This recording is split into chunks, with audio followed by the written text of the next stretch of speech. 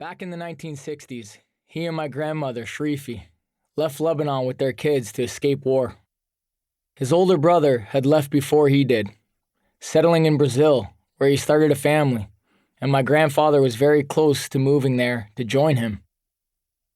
But the brothers also had some relatives who moved to Canada, so the OG decided to head north. It's funny how the stars align. A decision made decades ago can change the whole course of your life. My grandfather's move to Canada allowed me to become who I am. Without that move, it's unlikely that I'd ever have found my way to the ice.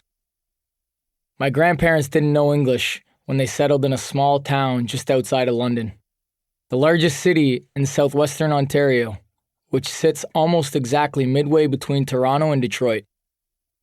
My grandfather was a hardworking, blue-collar guy. It's hard to find steady employment in a new country while you're struggling to understand its language, but Nazem Kadri was a grinder. He came from a traditional background, the kind of generation where life's main pursuit was to go to work and make money for your family. So not only did he hold several factory jobs, but he also took on extra work to support his wife and their 7 children. After a long day in the automotive factory, at night he cleaned the Fleetway bowling alley, one of those large 10-pin places that would host league competitions and children's birthday parties. My grandfather would often bring my father and his brother along. My dad, Samir, known as Sam, would tell me stories about the fun they all had, with the entire alley to themselves. But it was also work. They were expected to pitch in wherever they could. Dad would help clean the place all night, doing the graveyard shift with his brother, and then go to school in the morning. That's how the Kadri family would always operate, as they built a life in Canada. We still work hard, and we stick together.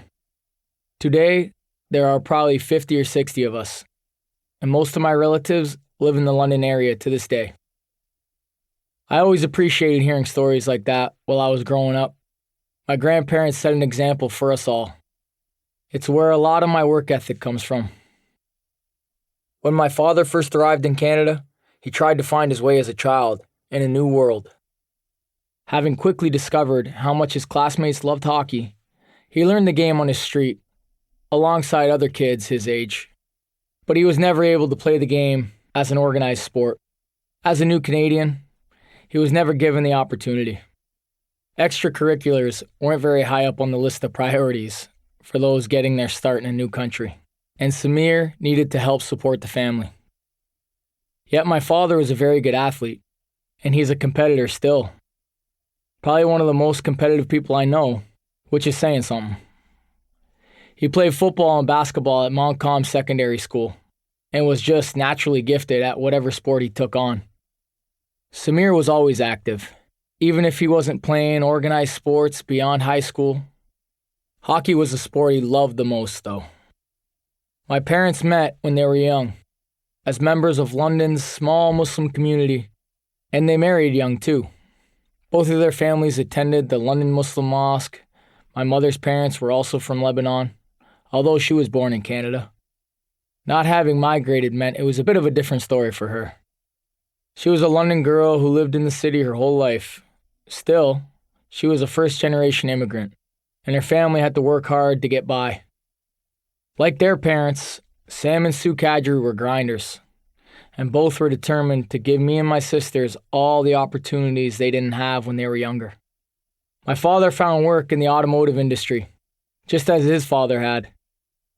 My mother was a cashier at Loblaws. We didn't have much, but I never felt like I lacked anything. My 2 older sisters and I knew we were lucky to have the kind of parents that we did. We bounced around a lot when I was young. We lived in several different houses, meaning I went to a few different elementary schools. Moving was a part of life back then. We weren't in a great position financially, which likely contributed to all the relocations. At one point, we stayed in a house with other relatives in our extended family. It was an epic time for me as a kid. Living there with several of my cousins, all of us around the same age, I was having such a blast that I didn't really realize we were struggling. Those are some of my